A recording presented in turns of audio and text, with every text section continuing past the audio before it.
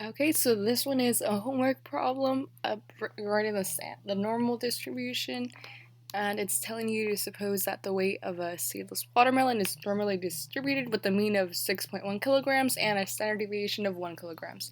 So for a normal distribution, it's going to be n for normal, and then the mean is going to go right here, and then the standard deviation goes right here. And they actually give you these, so it tells you that it has a mean of 6.1, so 6.1 is just going to replace it right here. And since standard deviation goes here, it states that standard deviation is 1. So you could just replace this with 1. And now that you have your mean and your standard deviation, I'm just going to plug this into GeoGebra so that it can show you what it looks like.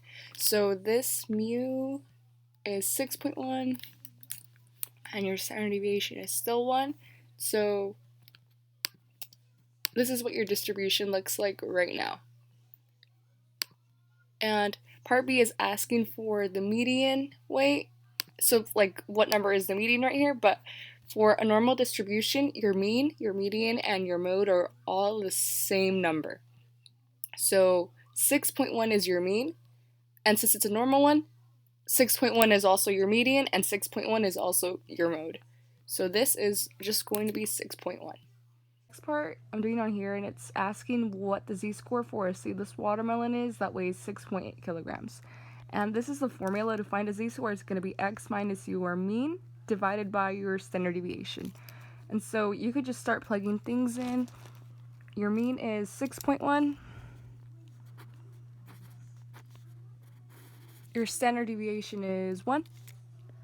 And since you want to find the z-score for 6.8, 6.8 is going to be your x. So this 6.8 came from this. Your mean is 6.1, and that's why it's there, and your standard deviation is 1. So 6.8 minus 6.1, that's just going to be 0.7. So 0.7 divided by 1.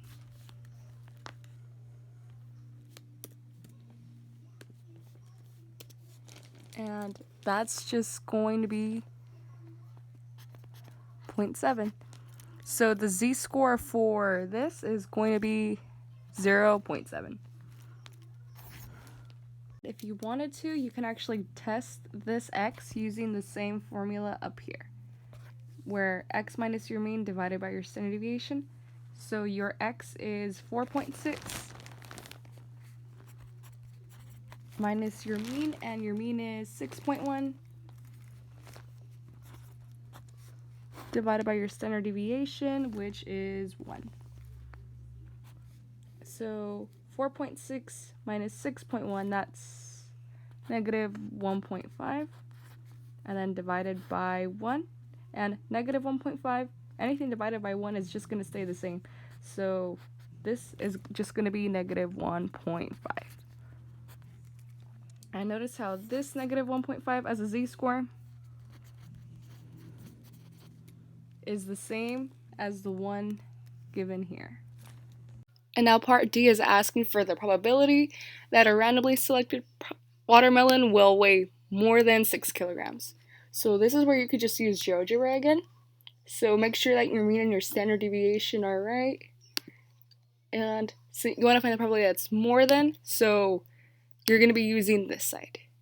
This right tail is always whenever you want to find a more than probability. And you want it to be more than 6. So just put 6 in there. Make sure that you press the enter key, because notice how that probability changes. And so this right here is just going to be your answer. So 0.5398. And now this one wants to find the probability that it's going to weigh between 6.8 and 7.4. So since you want an in-between probability, you're going to use this middle one right here. And it was from 6.8 to 7.04. And once you do this, make sure that you press the enter key. And this is your probability, 0.1452. And now this one is asking for a percentile, and you can actually still do percentiles on GeoGebra. Just be sure that you're on the less than or the less than tail. And instead of editing your x, you're gonna be editing your area. So 70th percentile, that's 0.70 of the area. So put 0.7, make sure you press enter, and and notice how it gives you an x. And this x right here is your percentile.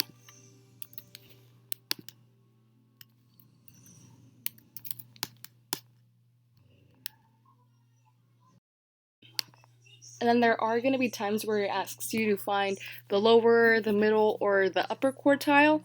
And quartiles are just percentiles, but they go by 25. So if it asks you for the lower quartile, that's what we call P25.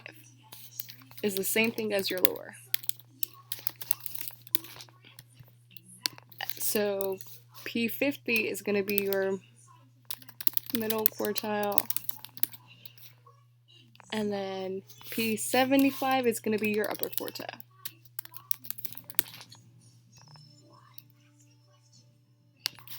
And then your IQR is going to be Q3 minus your Q1.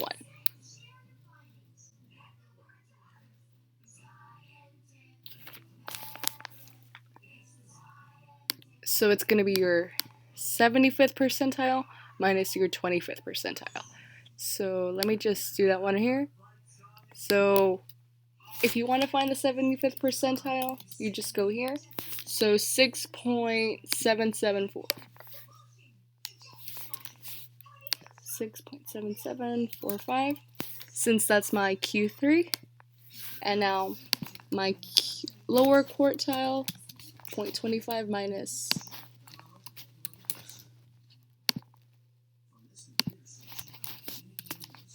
And so my IQR is 1.349.